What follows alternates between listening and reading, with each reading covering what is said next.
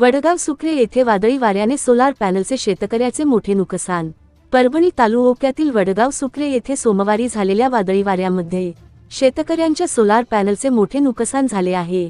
नैसर्गिक आपत्तीमुळे शेतकऱ्याची हानी झाली आहे। उन्हाळ्याचे दिवस असल्याने शेतातील पिकांचे आणि जनावरांच्या पाण्याचा प्रश्न उद्भवला आहे।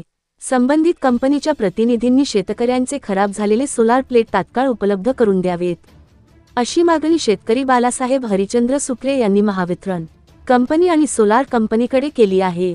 शेतकऱ्यांच्या सोलार पॅनलचे वादळी वाऱ्यात नुकसान झाल्याने वडगाव सुक्रे ग्रामपंचायत कार्यालयाने बालासाहेब हरिचंद्र सुक्रे यांच्या शेतगट क्रमांक 302 मधील सोलार पॅनल पंपचे पंचासमक्ष पाहणी व पंचनामा केला। त्यांच्या शेतात सोमवारी दुपारी 4 वाजण्याच्या सुमारास झालेल्या वादळी वाऱ्यामुळे सोलार पंपाचे मोठे नुकसान झाले।